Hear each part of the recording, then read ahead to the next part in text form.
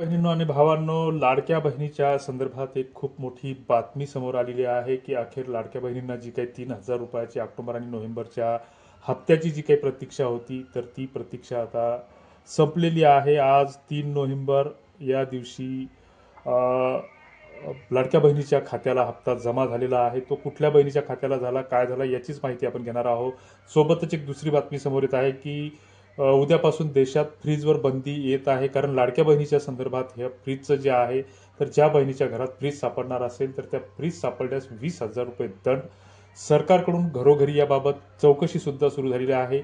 याची सुद्धा एक लाईव्ह अलर्ट तुम्हाला याबाबत मी सांगणार आहे.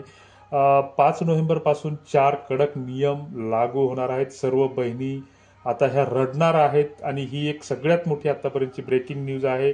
या लाडक्या बहिणीचे पैसे बंद होणार, कुठल्या बहिणीचे होणार याबाबतची माहिती आपण घेणार आहोत. दुसरीकडे लाडक्या बहिणींसाठी एक आनंदाची बातमी सुद्धा आहे की ब्रेकिंग न्यूज आहे की जी म्हणजे 3 नोव्हेंबर पासून ती ब्रेकिंग न्यूज बाजारात आलेली आहे. 4 नोव्हेंबर आज सकाळपासून, म्हणजे आजची जी काही 4 नोव्हेंबरची तारीख आहे, तर सकाळी 7:10 मुहूर्तापासून बहिणींना 3,000 रुपये 10 बँकेत पैसे मोबाईल फोन चेक करायला हरकत नाही.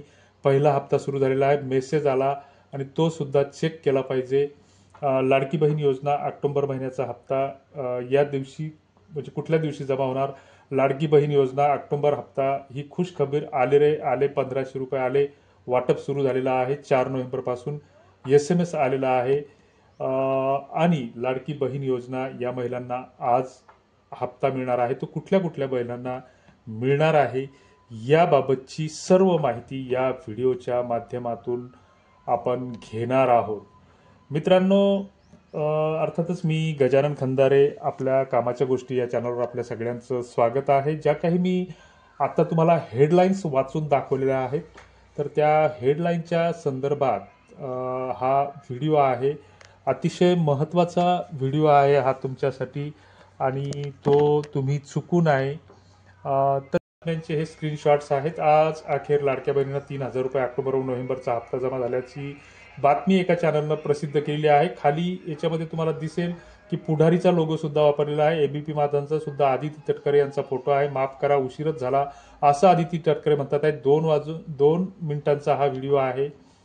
दुसरीकडे उद्यापासून देशात फ्रीजवर बंदी, घरात फ्रीज सापडल्यास 20,000 रुपये दंड, सरकारकडून घरोघरी चौकशी सुरू. ही बातमी थोडीशी इकडून डाव्या हाताला कटलेली आहे. देशात रेड अलर्ट, फ्रीज फेकून द्या, वापरू नका, मोठा धोका. जवळपास 3.5 लाख लोकांनी हा व्हिडिओ पाहिलेला आहे. 1 महिन्याच्या आधीची किसान हेल्पलाईन या चॅनलची ही बातमी आहे. आणि @किसान हेल्पलाईन हे जर तुम्ही यूट्यूबला जर सर्च केलं तर तुम्हाला अशा हजारानं फेक बातम्या दिसतील की जे हे लोक तुमच्या आमच्या भावनेशी खेळत आहेत. आणि ही एक प्रकारची फसवणूक आहे, शुद्ध फसवणूक आहे. सरकारचं याच्याकडे कुठलंही लक्ष नाही. आपण काय करू शकतो की जे बाजूला खाली 3 टिंब दिसतात तर त्या 3 टिंबावर क्लिक करून याचे रिपोर्ट मोठ्या संख्येनं केले पाहिजे. ब्रेकिंग न्यूज, ह्या 4 नोव्हेंबरची तारीख आहे. 5 नोव्हेंबर पासून 4 कडक नियम लागू होणार. जसं काय मुख्यमंत्र्यांनी या युट्यूबरच्या घरी येऊन सांगितलेलं आहे की याचं त्याचं जवळ दाजी मिळवण्याचं, साल्या मिळवण्याचं नातं आहे. सर्व बहिणी रडणार आहेत. काहीनं तर असं एक टायटल दिलं होतं की आजपासून सगळ्या बहिणी नाचणार. म्हणजे या लोकांची नाचवण्यापर्यंत मजल गेलेली आहे की या लाडक्या बहिणीचे पैसे बंद होणार. याच्यामुळे काय होते की समाजातली जी काही विश्वासार्हता आहे तर ही विश्वासार्हता कुठेतरी कमी होते.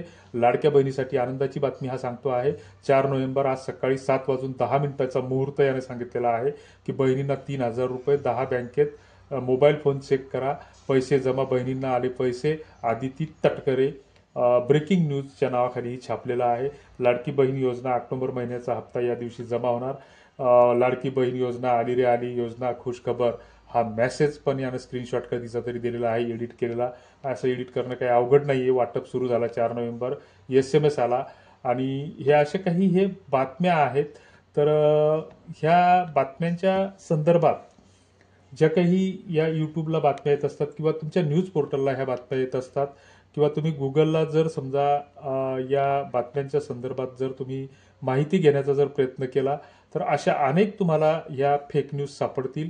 तर ह्या फेक न्यूजवर आपण जर कितीही सांगितलं की विश्वास ठेवू नका, तर ह्या कुठेतरी आमच्या लाडक्या बहिणी ज्या असतात, अडाणी, अशिक्षित असतात आणि मग याच्यात नुकसान काय होतं की मग ह्या बहिणी काय होतात, कुठेतरी बा ही तर बातमी आली, याला कुठेतरी प्रमाण मानतात, खरं मानतात आणि मग कामधंदे सोडतात. म्हणजे हरभऱ्याची भाजी खुडायला शेतात जायचं असलं किंवा तुरीचे शेंडे खुडायचे असले किंवा निंदायला जायचं असलं किंवा अजून कुठलं काम करायचं असलं तर मग ह्या बिचाऱ्या महिला आमच्या कामधंदे सोडून मग ह्या काय करतात की कुठेतरी ऑनलाईन सेंटरला जातात, KYC ई-KYC करायला करतात आणि मग नको ते कुटाणे करतात, बँकेत जातात, आधार लिंक करतात आणि मग त्या ऑनलाईन सेंटरला 100-200 रुपये 50 रुपये देऊन आधार कार्ड सेंटरला जातात आणि मग ह्या गर्द्या करतात. ही कुठेतरी दिशाभूल आहे, फसवणूक आहे.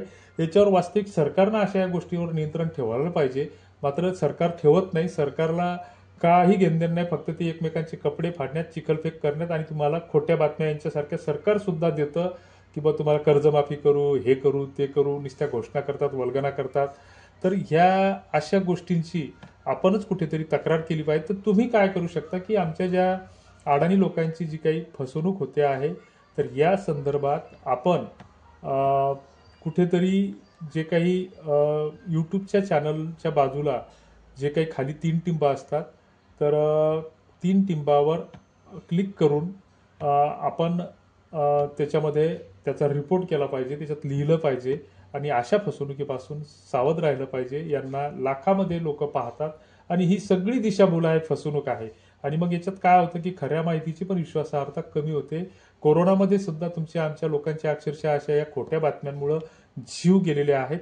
ह्या गोष्टी आपण कुठेतरी गांभीर्यानं घेतल्या पाहिजे.